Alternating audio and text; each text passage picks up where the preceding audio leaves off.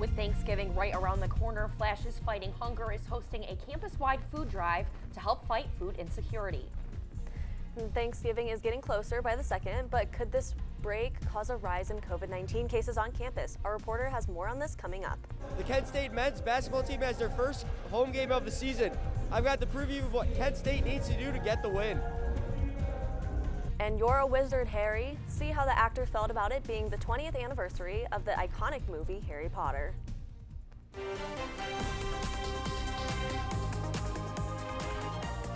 This is TV2 News. Good Tuesday evening, Portage County. Your time is 6:01. Thank you for joining us. I'm Alexandria Manthey. And I'm Kelsey Drennen. Flash's Fighting for Hunger has started this week, and they are having plenty of events for you to go to. Our correspondent Ali Kiphart has the story. Hi, Ali. Thanks, ladies. With Thanksgiving right around the corner, Flash's Fighting Hunger is holding several events and a food drive. This week is Hunger and Homelessness Awareness Week, and Flash's Fighting Hunger is holding a food drive. The drive is happening Monday through Friday, and all items from the drive will be a part of the Wagon Wheel Food Drive against the University of Akron. Boxes can be found in the Center for Undergraduate Excellence, the Academic, Community, and Career Engagement Center, the Graduate Student Senate Office, and the Graduate Studies Office. Other events include a workshop making sleeping mats out of plastic bags, the first ever pop-up mobile pantry, a can sculpting competition, a day of service, and much more. For more information, you can visit kent.edu/FlashesFightingHunger. For TV2 News, I'm Ali Kiphart. Back to the desk. Thanks, Allie. A sexual assault was reported on Monday by a girl right here on campus. The event happened around 2 a.m. on Front Campus near Terrace Drive. The incident is still under investigation, and the university says that the safety of their students, faculty, staff, and visitors is their top priority. Police are saying that if anyone has information on the incident, to call the number at the bottom of the screen. And a traffic accident occurred this morning around 9 a.m. on East Main Street. And it appears that the car was rear-ended and pushed up the curb of the median. This is not the first time a crash has occurred on this stretch of road. And sticking with traffic, a new roundabout is set to be installed on the street of this crash to improve driver safety. Our reporter Shane Troiano has more on the East Main Street project. Take a look. East Main Street in Kent is currently the worst street for crashes in all of Summit and Portage County. That's a dubious honor. I don't think anybody wants to have that many crashes. And Kent is looking to fix those problems with the help of some roundabouts. We currently have a project on East Main Street to solve congestion and safety issues. Included in that, there's 2 roundabouts. Roundabouts are backed by the Federal Highway Administration, which says it not only can improve traffic, but it can decrease the amount of crashes and conflict points. With your traditional 4-way intersection, if you are approaching that stop condition, you got to worry about traffic to the left, to the right, straight ahead. With the roundabout, all you have to really worry about is that traffic coming from the left. The city of Kent is seeing benefits from 2 already built roundabouts running through Summit Street. Roundabout at West Campus Center, which is the one right in front of Risman Plaza and the Student Center, there's been a 72% reduction in crashes and an 84% reduction in injury crashes. The intersection at Ted Boyd Drive has had a 48% reduction in total crashes and has not had an injury crash since it's been open. But there are some who are not the biggest fans of taking that long turn. You just kind of sit there and wait for everyone to go through because you don't want to get in an accident. But if no one knows how to go through them, then that could cause more problems. And another problem, roundabouts can be costly. If you're going to be putting in a larger diameter circle for the roundabout, you're going to need more land than what's in that right of way. Despite these limitations and because of the previous success with roundabouts, the city of Kent predicts East Main Street will be a safer place to drive. We redid all the signals along this corridor and the crashes have gotten worse. It's time for a different change if we want to solve those problems. Construction for the East Main Street project will begin in 2025. For TV2 in Kent, I'm Shane Troiano.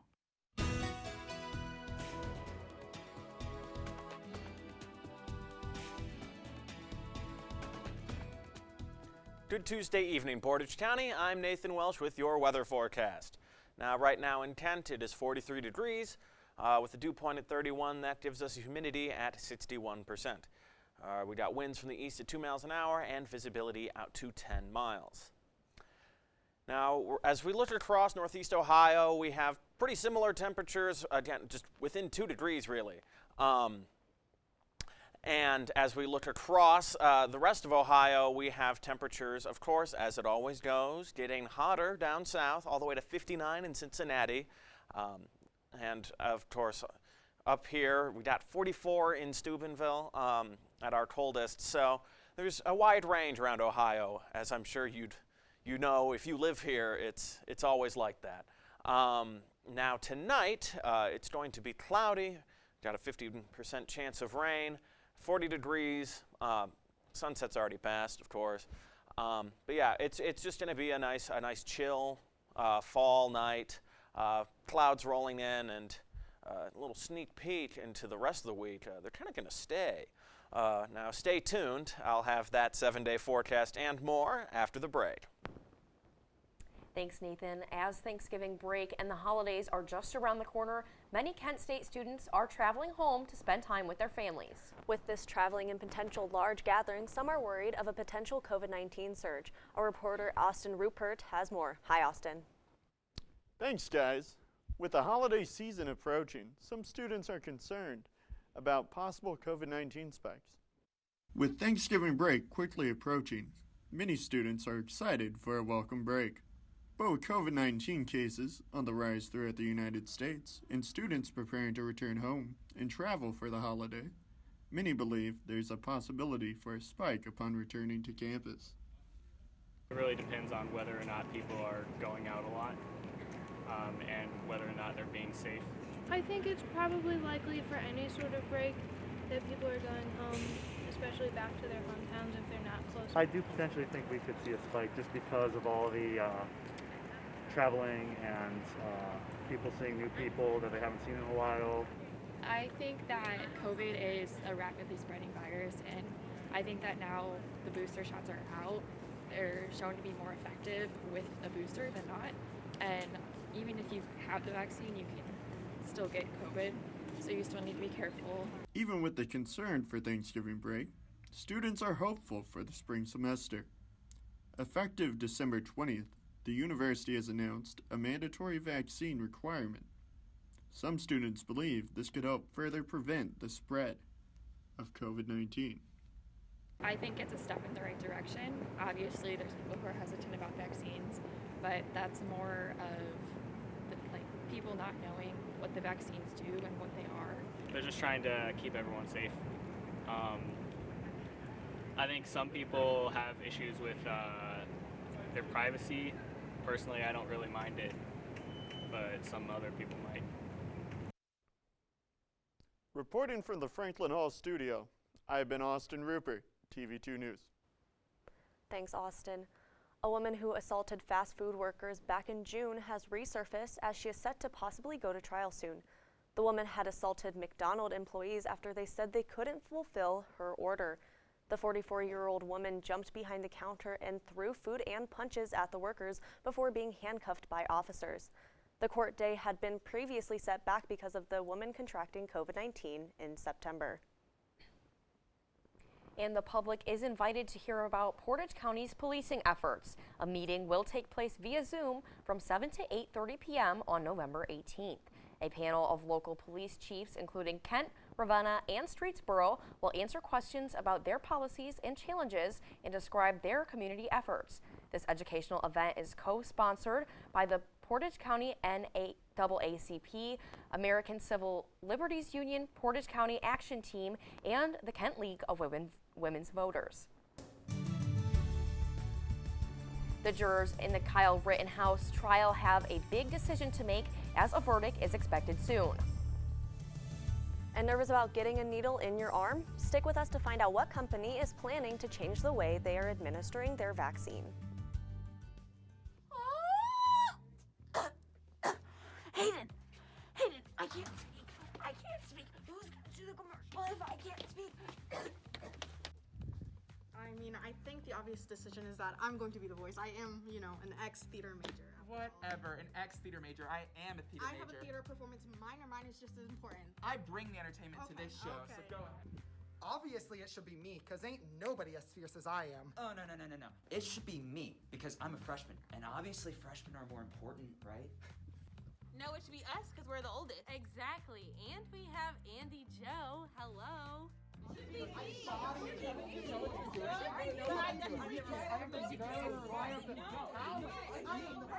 Everybody wait! The only voice that should end this commercial is the College Voice, Fridays at 2 p.m. Now say it with me. Watch the College Voice on Fridays at 2 p.m. Your favorite weekly music show just got even better. We are now online serving all the needs of your favorite music media. You can check out our site for editorials and reviews from our writing staff featuring headline news and stellar illustrations from our design team. In the mood for your favorite artists? Check out links to our past episodes on this new and brilliant site. We are now one click away at KentCoreTV2.com. We are Kent Core. We are music-driven media.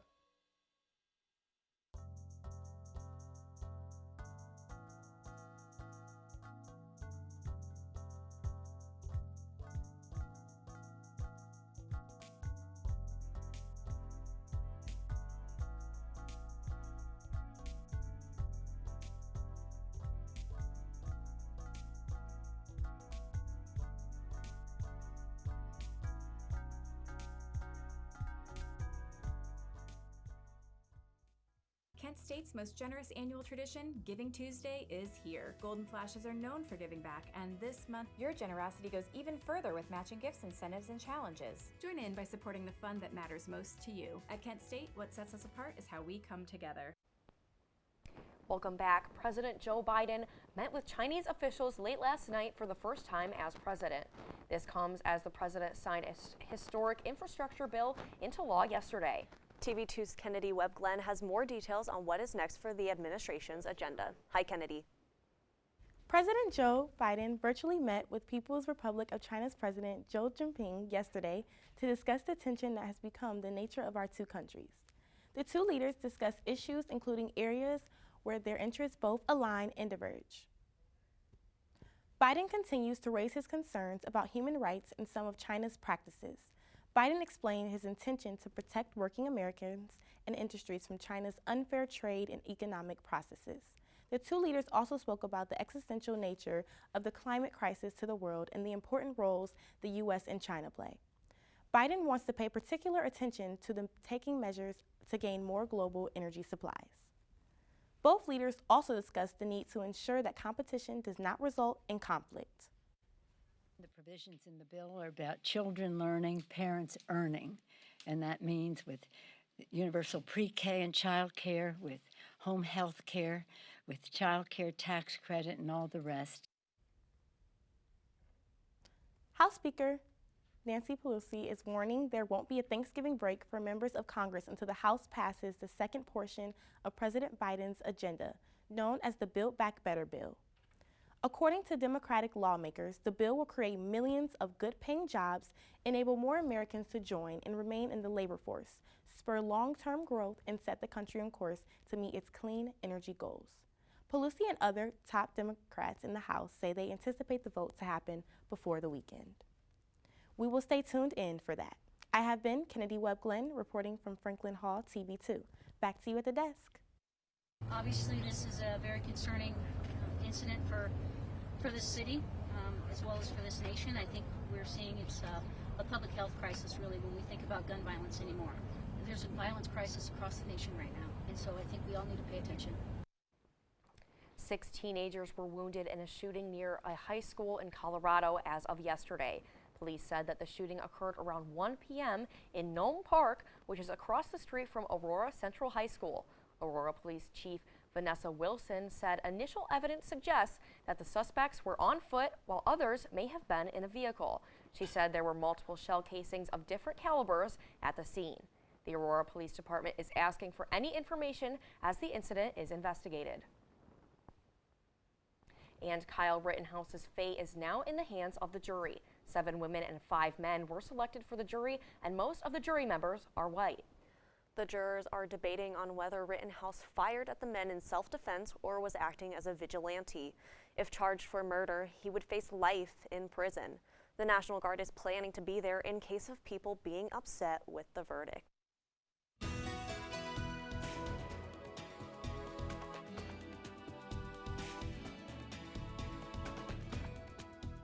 Hello again and welcome back. I'm Nathan Welsh with your weather forecast.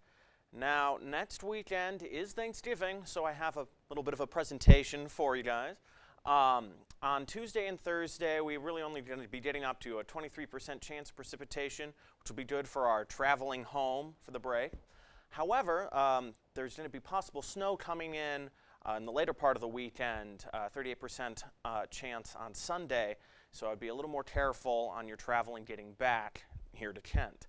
And that 40 degrees is sort of general, mostly leaning towards the earlier part of the break.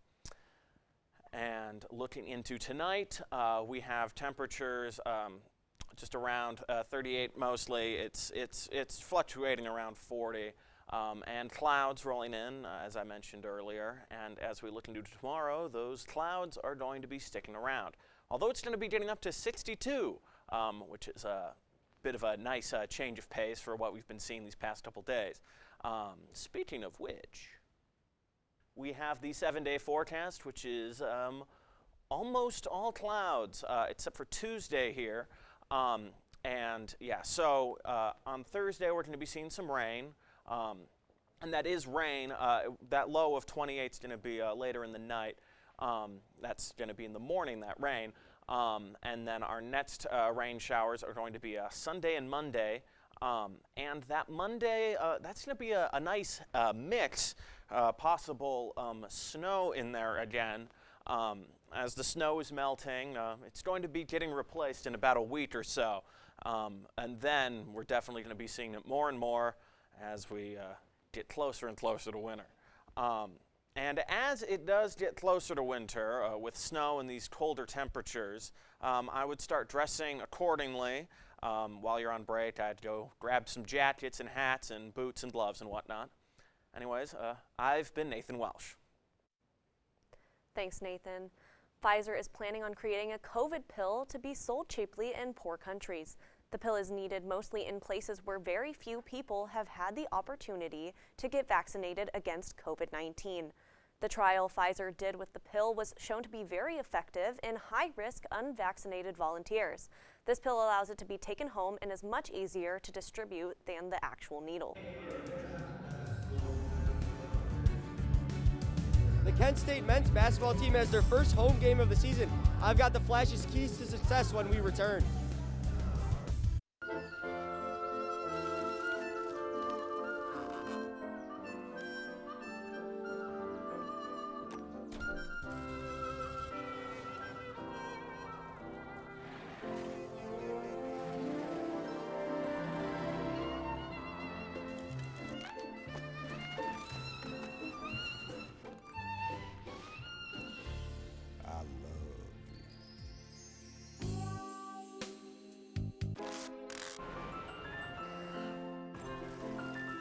Get strawberries? Okay.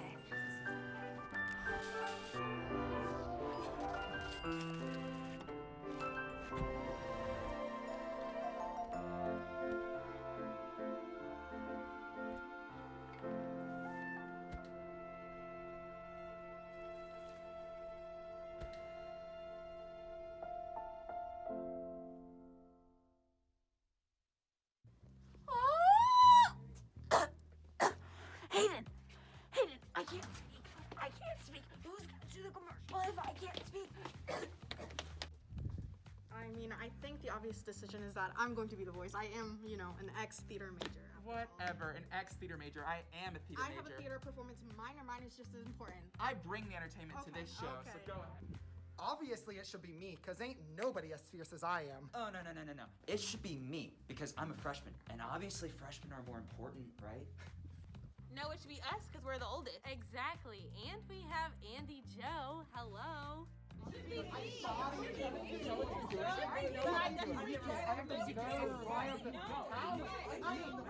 Everybody wait!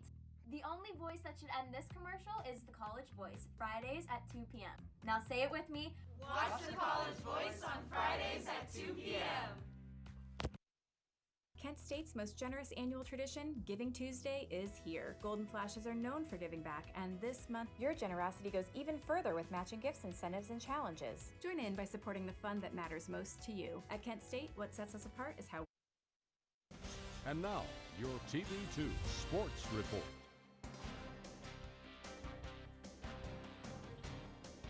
Men's basketball team is having their home opener tonight. Our sports reporter is there live to give you the details. Hi, Ian.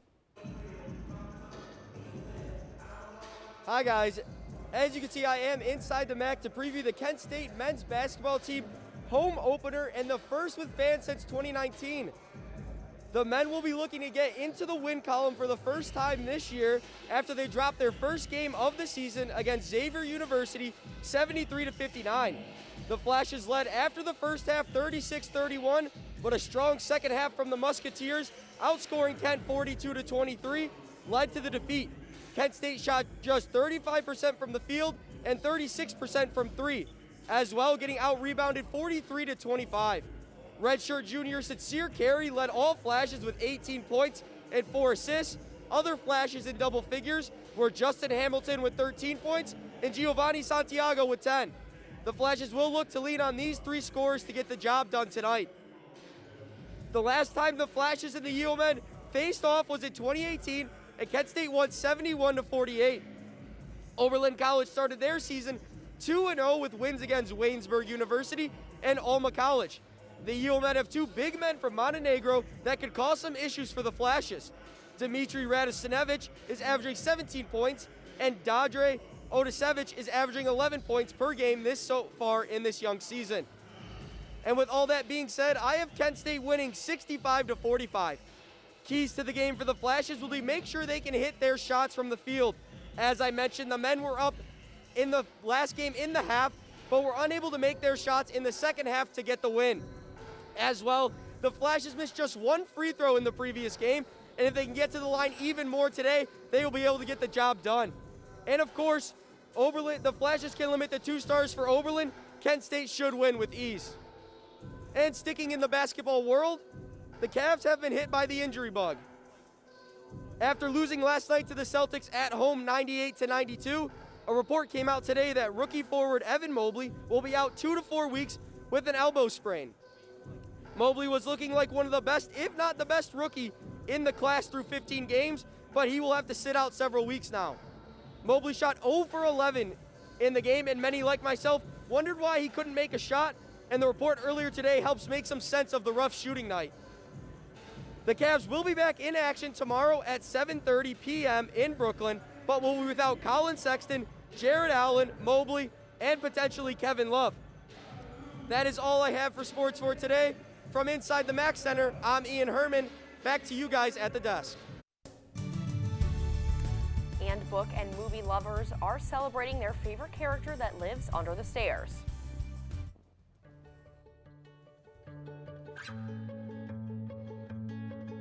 I feel like her heartbeat is like same speed as mine, and I think we have this like deep connection, this heart connection in her heart, that there's room for me and Mom. When I'm holding her, it makes me feel calmer. It's a sensory thing. It's a thing with Asperger's. She's really good with Anya. I've seen adults react to my daughter when she has meltdowns like she's from a different planet. And this little animal just sat next to my child and was just like, you know, it's gonna be cool. She's my superhero. Good job, Kitty Cat. When we adopted Lucky, we discovered all the wonderful things that make her unique. Lucky's a little bit of a lot of things, but mostly she's pure love.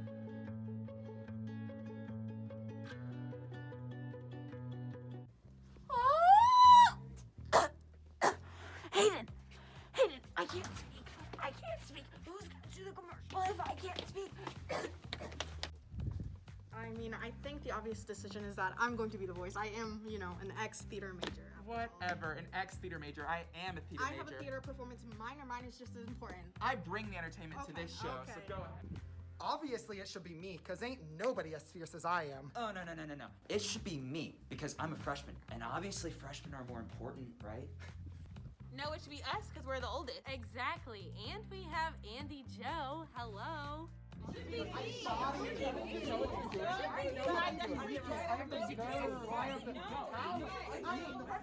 Everybody wait! The only voice that should end this commercial is the College Voice, Fridays at 2 p.m. Now say it with me. Watch the College Voice on Fridays at 2 p.m. Kent State's most generous annual tradition, Giving Tuesday, is here. Golden Flashes are known for giving back, and this month, your generosity goes even further with matching gifts, incentives, and challenges. Join in by supporting the fund that matters most to you. At Kent State, what sets us apart is how we come together. Now, we've seen actors run for governor, but what about a boxer for president? Manny Pacquiao will be running for president in the Philippines next year after protesting against corruption in government. The boxer accepted the nomination from his political allies during the National Assembly of the faction he leads in the ruling PDP Laban Party. And it's a magical day for Harry Potter fans. 20 years ago today, the first Harry Potter movie hit theaters. The world of witchcraft and wizardry came to life on the big screen with Harry Potter and the Sorcerer's Stone, kicking off one of the most successful movie franchises in history. With 8 movies in the full series, people grew up with Daniel Radcliffe, Emma Watson, and Rupert Grint, aka Harry, Hermione, and Ron. Now there are costumes, toys, theme park experiences, and even hotel rooms inspired by the series. Now, Kelsey, are you a Harry Potter fan? I'm unfortunately not. I've never really seen the movies or read the books. I just know that my friend wanted to find out what house I'm in. I'm a Slytherin. What about you? I don't remember. I think I'm a Hufflepuff. I don't really remember, but yeah. I feel bad that I haven't watched them. I wanted to. It's so hard because I just never read the book, so I feel like I can't really get into it. Yeah, I am the same way. And finally tonight, this week is Donor Dollar Challenge week for Giving Tuesday at Kent State. The Giving Tuesday fund with the most donors and the fund with the most dollars will each win $2,500 extra. That's right. One fund can even win it all depending on the amount of donations it receives. Support your favorite fund and invite friends and family to get involved at the link on the bottom of your screen. And that is all the time we have for today. For updates on all these stories and more, visit KentWired.com and follow us on social media at KentWired. I'm Kelsey Drennen. And I'm Alexandria Manthey. Have a great night, Portage County.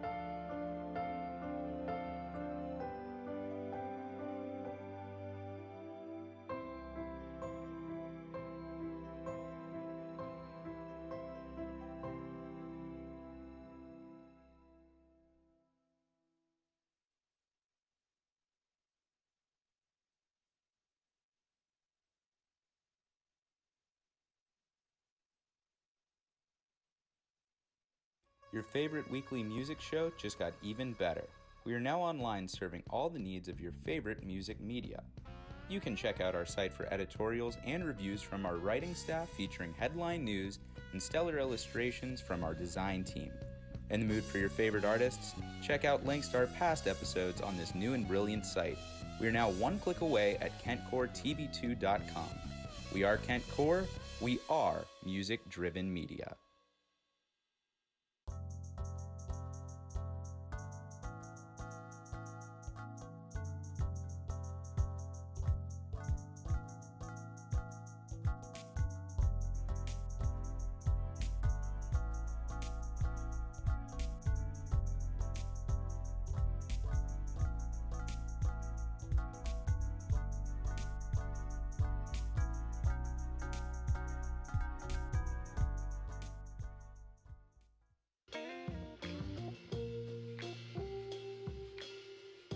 After you joined our family, it was like I really do feel complete now.